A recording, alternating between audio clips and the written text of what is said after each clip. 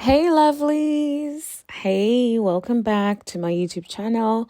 Let's get into today's episode. So this episode started with Melody in her house getting a massage. She looks like she was enjoying every minute of it, and I was here for it. So Stormy came through to the house. And one thing I love about Stormy and Melody is they would give each other compliments. Like they are so cute when it comes to that. Oh, you look nice. Oh, you look pretty. Don't you look pretty?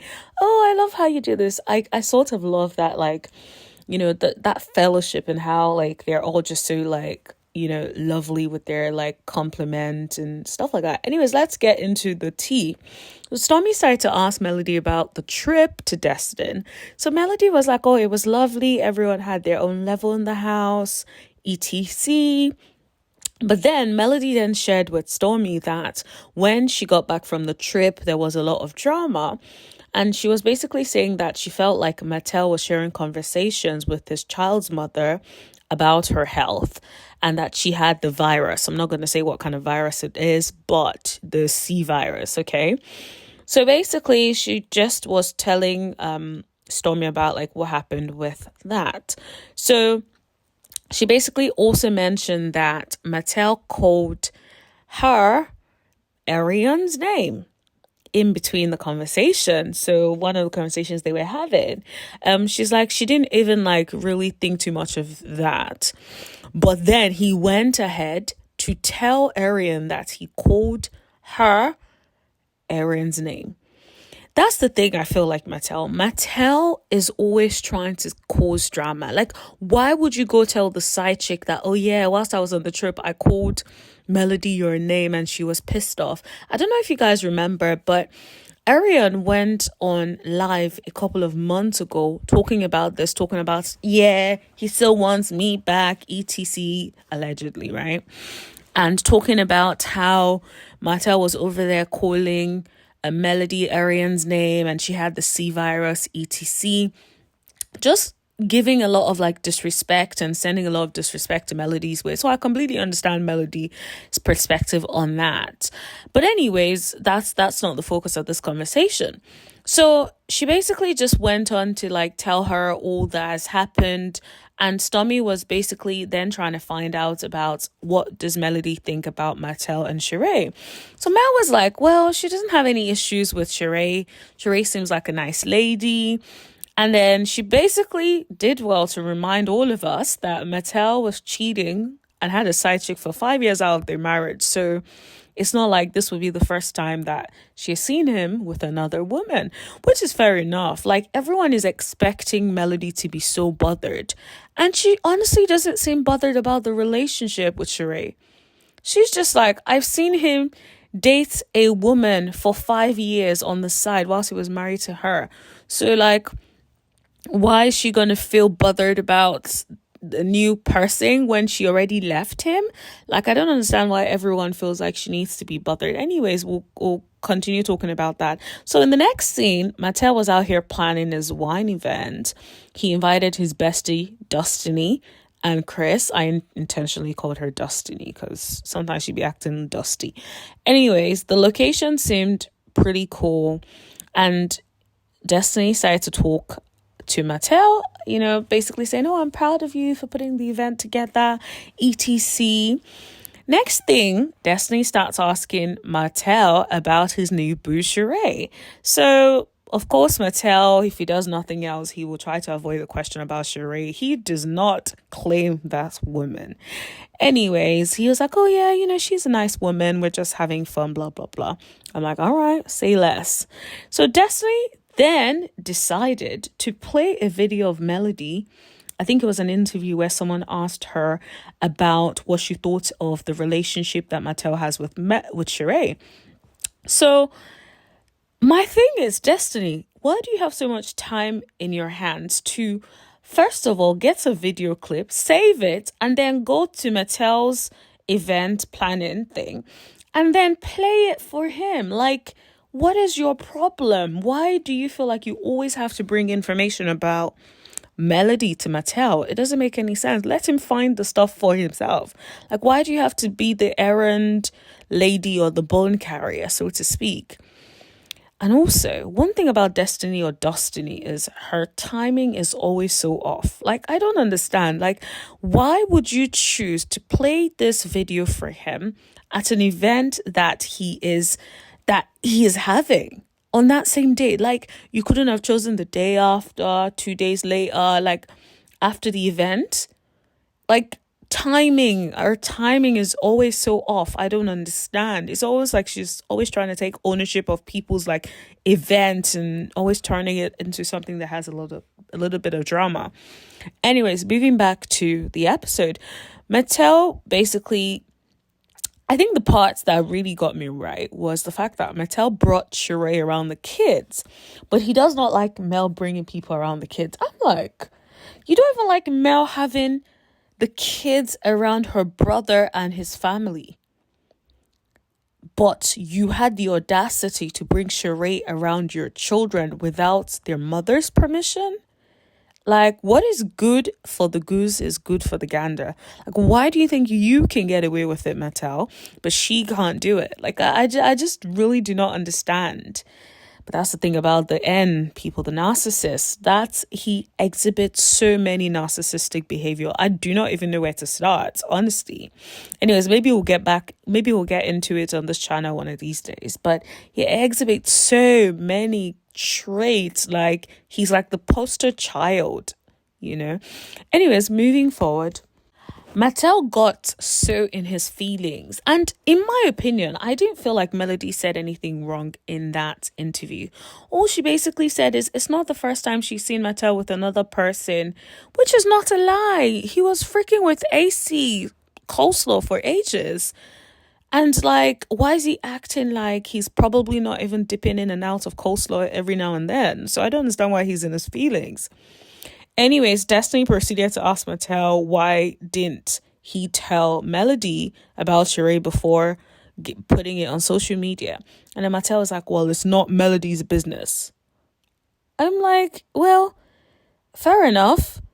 My point is, Martel, whether or not he goes on social media to say anything, when has that ever stopped Martel? He's been cheating the whole time throughout his marriage. Do you think he will suddenly decide to have some decency and tell his ex-wife that he's thinking of bringing someone around their children? Probably not. He is unhinged, in my opinion. Anyways, moving to the next scene. The next scene, Tisha was out here looking for what to wear to Martel's event. So Marsau walked in and Tisha started talking about like wanting to coordinate their outfits. One thing about it is Marsau was not feeling it, to be honest. Most times in scenes with Tisha and Marsau just seems so disconnected, especially when it comes to them doing things together. He's just like, he's over it, man. Oh, well, at least it comes across like he's over it. I guess he's the only one that can really truly say if he's over it or not. But the way he looks, uninterested most times, I'm like, bruh. He does not want to be bothered by Tisha. Anyways, moving on, they started talking about Martel's wine and how people have been asking at Black whether they're going to be carrying Martel's wine. So Tisha was basically like, absolutely. I'm like, okay, girl, whatever. So Marsau started talking in this confessional and he was basically talking about how Martel's wine and their champagne is not in competition and that you feel different things when you toast them. So then he proceeded to say, his shady ass basically said, when you toast to Black, you toast to excellence. And when you want to wind down on Wednesday, you drink earnest. I'm like, that is shady as hell. Like, Marcel, you are so shady to your faith, Martel. But anyways, so they shifted the conversation a little bit to start talking about Mel and Martel's new boo. So Marsau was basically saying to Tisha about how he saw an interview with Mel where Mel was basically saying that she was unbothered about Martel being in a relationship with Sheree. And this is where it gets interesting. It was almost like he was vexed at Mel for not being bothered that Martel has a new boo. I'm like, can we all remember that Melody divorced him? Like, Melody was like, I'm done. Like, I don't understand why everyone expects her to be so bothered. And even if she's bothered, why is she going to tell you she's bothered? Like, this man has put her through a lot, has showed her pepe, and you want her to be acting like she's bothered because he's now dating someone else? Girl, even if she's bothered, she's going to take that to her grave, because ain't nobody going to say that she's bothered about Martel's new boo. Anyways, my thing is, why do you want her to be bothered? To be honest, Melody looked unbothered. She really did look unbothered. So just leave her alone. If she says she's unbothered, let her be. Anyways, Marsau kept talking about how he felt that, Melody was probably happier when Martel was leveling down, I'm guessing Arian Curry or whatever her name is. But the level up is basically, now Martel is leveled up, so she's probably bothered. I'm like, first of all, what grown man compares two women and tries, or three in this case? Like, what is the point in that? And also, I'm not being funny, but what level up? Like, the comparison is unnecessary, right? But also it's unjustified. Like, how are you gonna talk about Sheree being a level up when she's being called she by she don't pay? She by she in? Are you serious? Like, Melody's a boss. Let's never forget that. And Sheree allegedly does not pay people. So, like, what's the comparison? Like, I don't understand. She took 12 years, allegedly, to bring up her own joggers line. Like, that's the whole reason why it's like she with no fashions. Like, something about, I think it was Dwayne White or something that said something about a fashion show without fashions. How dreadful. Like, why would there be a comparison with Melody and Sheree? Anyways, let me move on from that, because I'm getting like really irritated with that. Because I don't like when you compare people. And also, if you're going to compare people, at least compare two people that are, bosses and stuff. But Sheree does not know how to manage business. To be honest, I have very strong feelings about the way Sheree handles business and does not allegedly pay people. So anyways, I will move forward and stop talking about she by she don't pay, she by she in, and move to Martel's wine event. So one thing about Martel is always going to try to look nice in a suit. He wore this red suit, which I think looked actually nice. Like, he looked nice. I have to give that to him, but still don't like him, but whatever. Anyway, so Destiny walked in with a blonde wig. I don't know what she was wearing with that blonde wig. Like, girl, move that wig to the side. That wig ain't doing it. Anywho, Destiny was basically there. Tisha was there. Tiffany and Stormy were basically just chilling, having a little chit chat. And then Tiffany decided to bring up to Destiny that she heard that Destiny invited Mel to sit down and asked if her and Mel are good. So Tiffany girl, you're a bit annoying, aren't you? Like, first of all, you and Mel already had this conversation, so I don't understand why you're bringing it up again to Destiny. Like, what is the point of that? Anyways, Destiny's response was like, yeah, we decided to agree to disagree. I'm like, okay, girl, wasn't it you the other day trying to be friends with Melody and talking about, oh, you still love me, you miss me, don't you? Like, girl, pick a side and stay there. Stop like straddling the fence, man. It's annoying. So Tiffany was like, are you all friends again? And Destiny's like, we are good. Tisha was like, you guys are Gucci. I'm like, oh God, that was cringeworthy. That whole scene. Like, I'm like, just get me out of here. Get me out of here. Anyways, so Tiffany was like, well, I couldn't tell because, I couldn't tell if you guys were like faking it at the peace party because it was just so peaceful. One thing about Tiffany is she is so random. The way she brings up stuff, I'm like, girl, where and how do you come up with these things? And like, why do you always want to cause drama? Like, she is another person who always brings Melody up. And I'm like, why is everyone on the cast always bringing up Melody? Well, except Kimmy. But like, why is everyone like obsessed with Melody? Like, leave her alone. Anyway, over on the other side, Chris went ahead to speak to Maso about the whole being at Atlanta with him. I don't know if you guys remember that from the last episode. Anyways, he was not here for Maso trying to use him as an alibi. He's like, I was there in Atlanta with my wife and we spent some time together as well. He was not having it. And what was interesting was like Maso was basically saying that, oh, Chris could have answered the question about them being together without that much inflection in his voice. And that he also then said that his response brought up doubt, but he was just building suspense. I'm like, Maso, is this a movie? Why do you need to build suspense? Like, what you need suspense for, honey? Like, what the heck? Anyways, moving over, Tisha starts to ask the ladies if Mel was coming. I'm like, girl, what is your business? You don't even like her. Stormy changed the whole conversation and said, what I want to know is if Sheree is coming. I'm like, I know that's right. Martel basically said he didn't want Sheree to come because he didn't want everything to move from Ernest Wine to Sheree, which is fair enough. So Martel started reading his speech. And then he was like mumbling over his words and stumbling over his words. And he's like, wait a minute, I have to start over. Then proceeded to say he took him a few days to write and prepare a speech. Do you know what?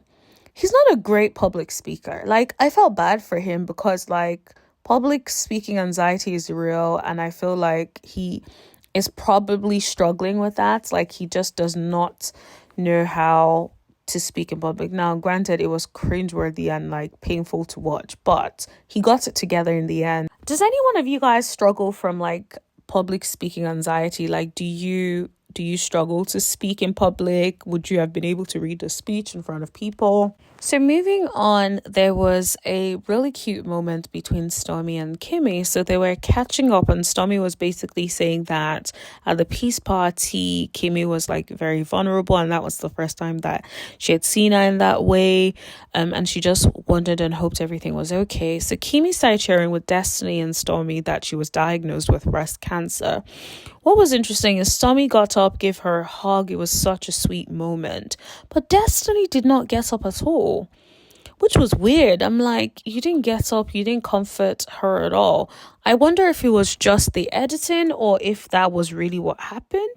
If that was really what happened, honey, like, why not? Like, I guess people react to news differently, but yeah, it would have just been nice to see a little bit more emotion from Destiny in that moment.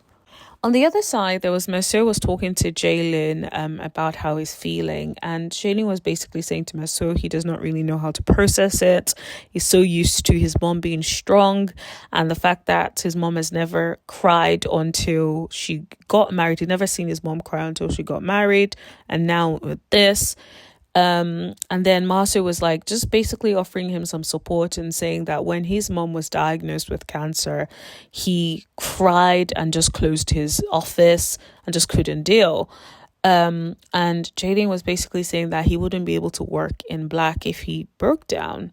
And I just thought that was like a very, very emotional moment for both of them. And do you know what? Mercer can be annoying, but in that moment, I felt like he did the right thing by reaching out to check in. That was very sweet of him. And the fact that it sounds like Mercer has also been checking on Kimmy and Maurice as well, which I think that's actually very sweet. So say what you want about Mercer, and I agree with most of the things people say about Mercer, but in that moment, I actually thought that was lovely to see. And now here comes the drama most of you are probably waiting for. So Martel stopped by at Melody's house and he was basically saying that, he was coming over to chat to Melody about like the kid going, I guess one of their kids going up in grade. So, stepping up and moving to a new class and things of that nature, like he always says, right? So Melody had a bag for the kids when Martel got there. And so she tried to hand it to him and Martel was like, no, he wants to speak to her. And so she's like, okay, all right, let's talk. And then he's like, are you going to keep me outside? Like, why can't I come in? And Melody was like, no, let's speak here. It's outside today. And so he starts throwing a tantrum. One thing about narcissists is when they don't get their way, they will throw tantrums like little children. They can't handle it. And for him, I feel like him being able to enter her house was another form of control. And she just had to be strong on her boundaries. Like, no, you are not entering my house. Like, why would you need to be in my house to talk to me? Like, the kids are not here. I'm still obsessed about the whole coleslaw thing. Like, why should I let you in? And I know people are probably going to come from Mel on this, but I feel like you are allowed to not allow someone that you don't really mess with to come into your house. Let's be honest. Whilst he was at the Destin trip, he was also feeding information to Coleslaw, including the fact that he called Melody Coleslaw's name. And then Coleslaw was going on the internet and then coming for Melody. So, like, let's not act like that's not also happening in the background. So, I'm sorry if Mel is not excited to let this man that is always talking smack and feeding information to the side chick, Coleslaw, about her. And also, I'm not being funny, but my house is like my safe space. I'm not about to let any random person walk into my house. Like, there was one time, I was hosting a party for someone in my house, and she wanted to invite someone that I don't talk to. And I'm like, this is my house. You can't invite this person. Like, respectfully, me and this person are not on that. We're not on that level of friendship anymore. So for them to be in my house, I do not feel comfortable with them being in my house.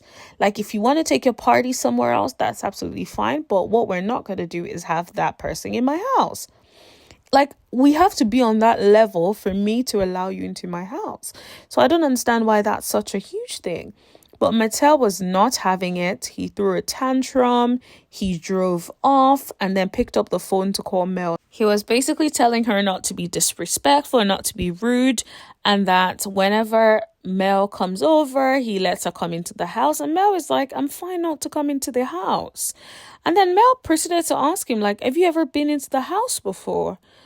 And, it was clear that he had never been to the house before. And that's my thing. You've never been in before. Today is nothing different, which means you already came on some rah-rah energy.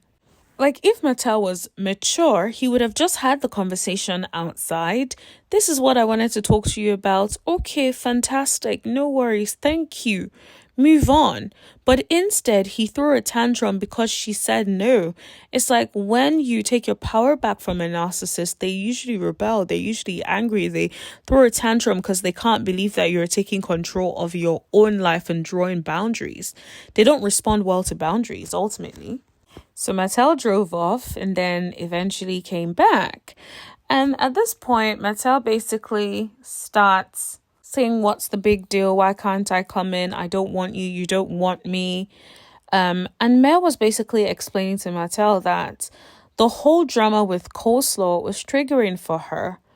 And then he's like, well, you can't hold me accountable for her behavior. I'm like, well, she can. You're the one that brought her into everyone's lives, into your lives, you guys' lives. Like, of course, I will always hold you accountable for anything she does. You're the one that brought corn on the cob on the side. Like, you were the one that decided to bring the side dish and turn her into the mother of your child. So yes, no, I will always bring it up. You have to be accountable.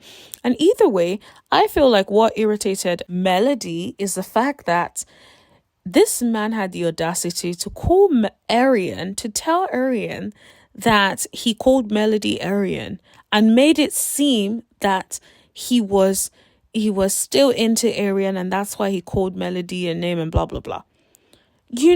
Let's be clear. You are just doing it to cause drama. You want to cause fight. You love the idea of like these two women bickering because of you.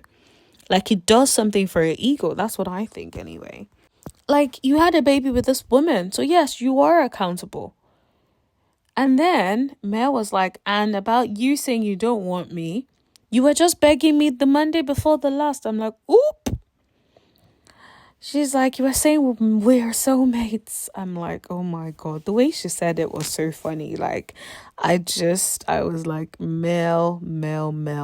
I know this man still wants you 100%. I think we all know he still wants you.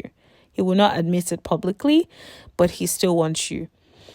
And then he proceeds to say to her, how is he going to want her when she slept with so many people that he knows?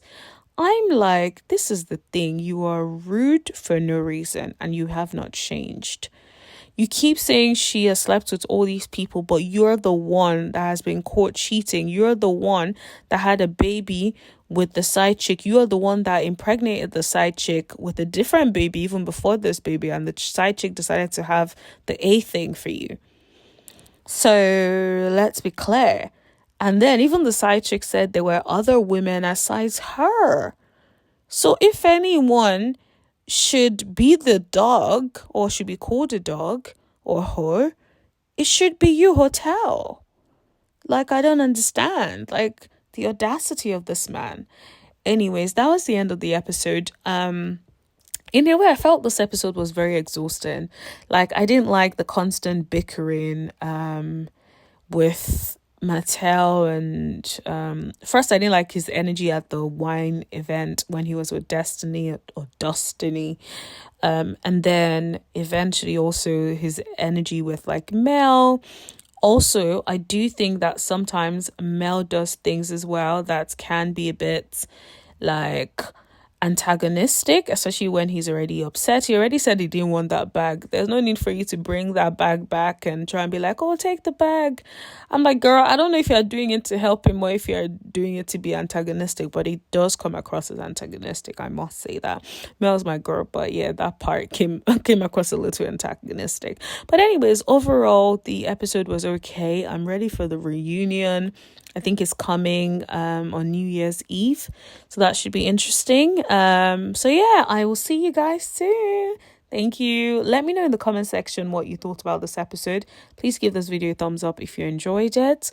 And please leave a comment in the comment section. I want to know what you thought about the episode. What did you think? And are you excited about the reunion?